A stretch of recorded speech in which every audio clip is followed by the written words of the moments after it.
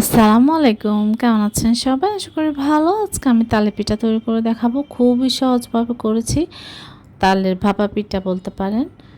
খুব সহজ, ঝটপট, কোনো রকম একদম ঝামেলা ছাড়া বাসায় থাকা ঝটপট উপকরণ দিয়ে কিন্তু তালের পিঠাটা খুব সহজ। অনেকেই কিন্তু এটা ফাঁপে না বলে অনেকের তালের পিঠাটা ফুলে না। আপনার কয়েকটা ট্রিক্স ফলো করলে কিন্তু খুব সহজেই তালের পিঠাটা তৈরি করতে পারবেন। তালের রসটা কীভাবে সংরক্ষণ করবেন তাল থেকে, সেটাই আমি করে দেখাচ্ছি, সেটা সহ একসাথে।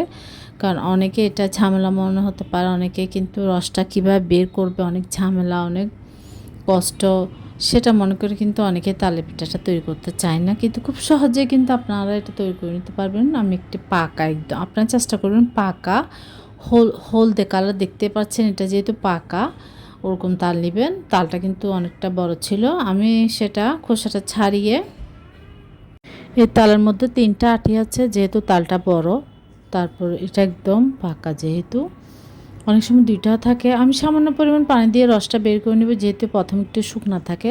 আপনার পানির পরিমাণটা কম ইউজ করতে পারেন। পানি ইউজ না করলে আপনার দুধও ইউজ করতে পারেন, তরল দুধ, তাহলে কিন্তু আরও বেশি ভালো। কারণ পানি যত কম ইউজ করবেন তাহলে আপনার পিঠাটা তত ভালো হবে, টেস্টি হবে। এভাবে করে আমি রসটা কিন্তু বের করে নিয়েছি। এটা দেখালাম না। 1/3 কাপ পরিমাণ কুসুম গরম দুধ, যেটা সহনীয়, আঙুল ডুবিয়ে দেখবেন। তারপর এখানে 1 চা চামচ ইস্ট ইউজ করেছি, ভালো একটা ইস্ট ইউজ করবেন। দিয়ে আমি অ্যাক্টিভ হওয়ার জন্য 15 মিনিটের জন্য রেখে দিয়েছি। এখানে আমি 1 কাপ পরিমাণ চালের গুঁড়া নিয়েছি। এটা হচ্ছে ভেজা চালের গুঁড়া, আমি 4 ঘন্টা ভিজিয়ে রেখেছিলাম। ভালোভাবে পানি ঝরিয়ে ব্লেন্ডার করে নিয়েছি। আপনারা চাইলে শিলপাটায়ও বেটে নিতে পারেন, না হয় শুকনো চালের গুঁড়া দিয়েও করতে পারেন, শপে কিন্তু অ্যাভেলেবেল পাওয়া যায়। চিনি দিয়েছি আমি এখানে 1/3 কাপ পরিমাণ। আসলে সব কিছু আমি 1 কাপের পরিমাপে দিচ্ছি। ময়দা দিয়েছি 1/3 কাপ পরিমাণ। ময়দাটা অবশ্যই আপনারা এটা কিন্তু ব্যালেন্স করে দিবেন। আপনার যদি এখানে 2 কাপ পরিমাণ চালের গুঁড়া হয় তাহলে আধা কাপ পরিমাণ দিবেন, আর 1 কাপ হলে 1/3 কাপের থেকেও আমি সামান্য একটু কম দিয়েছি। এটা অবশ্যই আপনারা মেজারমেন্টটা ঠিক রাখবেন, তাহলে কিন্তু আপনার পিঠা পারফেক্ট হবে। আমি এখানে গুঁড়া দুধ দিয়েছি 3-4 চামচ পরিমাণ। এখানে আমি একটা ডিমের অর্ধেক দিয়েছি কুসুম এবং সাদাংশ সহ। ডিমটা আমি অর্ধেক দিয়েছি, কারণ যেহেতু এটা ভেজা চালের গুঁড়া, আর যেহেতু আমি ইস্ট আর তরল দুধের মিশ্রণটা দিব, তালের রসটাও দিব, তাই হয়তো এটা পাতলা হয়ে যেতে পারে। তাই আপনারা এটা বুঝে শুনেই অ্যাড করবেন। শুকনো চালের গুঁড়া হলে আপনারা এটা দেখে শুনে দিতে পারেন। এটা যেহেতু ভেজা চাল, চালটা অলরেডি কিন্তু নরম ভেজা, তাই আমি এবার তালের পিউরিটা দিয়ে দিচ্ছি। দেখতে পাচ্ছেন, আপনারা দেখে বুঝতে পারছেন এটা কতটা ঘন। আমি এখানে কিন্তু পানির পরিমাণটা খুবই কম ইউজ করেছি, দিয়ে আমি ভালো করে মিক্স করে নিয়েছি সব কিছু। আমি তালের রস কিন্তু, তালের পিউরিটা আমি আরও সামান্য আধা কাপের থেকেও কিন্তু আর একটু বেশি দিয়েছি আমি এখানে পরে, কারণ এটা আমার কাছে একটু থিক মনে হয়েছে বেশি। সব কিছু দিয়ে আপনাদের যদি এটা একটু বেশি ঘন মনে হয় তাহলে আপনারা পুরোটা ডিম অ্যাড করতে পারেন। বিশেষ করে এটা শুকনো চালের গুঁড়ার ক্ষেত্রে কিন্তু এটা একটু বেশি থিক হয়ে যায়। ভেজা চালের গুঁড়ার ক্ষেত্রে কিন্তু হাফ দিলেও হয়, কিন্তু আপনার 2 কাপ পরিমাণ 2 কাপ পরিমাণ চালের গুঁড়া হলে কিন্তু অবশ্যই একটা দিতে হবে। দেখুন এটা কিন্তু আমি 5 ঘন্টা গরম বেশি হলে আপনার এটা একটা গরম স্থানে রেখে দিবেন, সব কিছু মিক্স করে যেন এটা ভালোভাবে ফেঁপে যায়। দেখুন কতটা সুন্দরভাবে কিন্তু এটা একদম ফেঁপে গিয়েছে। ইস্ট দেওয়ার কারণে আরেকটা গরম জায়গায় রাখার চেষ্টা করবেন। আমি এটা 3 থেকে 4 ঘন্টা রেখেছিলাম, গরম জায়গায় রান্না করে রেখেছিলাম যেন একটু তাড়াতাড়ি অ্যাক্টিভ হয়ে যায়, তাড়াতাড়ির জন্য অ্যাক্টিভ হয়ে যায়। আপনারা চাইলে রাতে আপনারা এটা মিক্স করে সকালে তৈরি করতে পারেন, কোনো সমস্যা নেই। আমার যেহেতু সময় কম ছিল তাই আমি 4-5 ঘন্টা রাখার চেষ্টা করেছি। 4 ঘন্টা আপনারা কমপক্ষে রাখবেন, 4 থেকে 5 ঘন্টা, তাহলে কিন্তু হয়ে যাবে। এবার আমি পিঠাটা তৈরি করে নিচ্ছি। আমি এটা যে কাপ কেকের মোল্ড আছে সেটাতে তৈরি করছি। প্রথমে কিন্তু অয়েল ব্রাশ করে নেবেন, না হয় কিন্তু পিঠাটা আবার উঠবে না। তাই নারকেল কিন্তু আমি সেই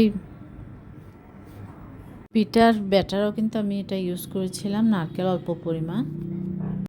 এখন আবার উপরেও দিয়ে দিয়েছে। এবার আমি একটা হাঁড়ির মধ্যে পানি দিয়ে, যে রাইস কুকারের স্ট্যান্ড থাকে সেটাতে আমি বসিয়ে দিয়েছি। যেহেতু এটা ভাপে তৈরি করবো, আপনারা এমনি নর্মাল যে স্ট্যান্ডারগুলো থাকে সেগুলো তো দিতে পারেন, দিয়ে পিঠা তৈরি করে নিতে পারেন। মাশাআল্লাহ দেখুন, আপনারা দেখে বুঝতে পারছেন আমার পিঠার ব্যাটারটা পারফেক্ট হওয়াতে কতটা সুন্দরভাবে ফুলেছে, মেজারমেন্ট সব কিছু আপনার যদি ঠিক থাকে তাহলে আপনারা পারফেক্টভাবে তালেপিঠা খুব সহজে তৈরি করে নিতে পারেন।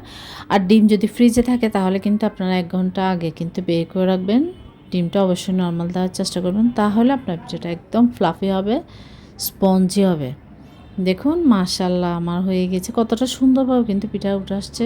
পেছনের লেয়ারটা দেখতে পাচ্ছেন কতটা সুন্দর হয়েছে, একদম স্মুথ, উপরটা মাশাআল্লাহ খেতে অসাধারণ হয়েছে। ট্রাস্ট মি, আপনারা আমার recipe A to Z follow করে যদি তালপিঠা তৈরি করেন আশা করছি 100 হবে। আপনারা সব কিছু যদি ঠিক থাকে তাহলে আপনারাও খুব সহজে তৈরি করে নিতে পারবেন। দেখুন আমি কিন্তু আপনাদেরকে ক্যামেরার মধ্যে একটা উঠিয়ে দেখিয়ে দিচ্ছি কীভাবে কতটা সুন্দর হয়েছে।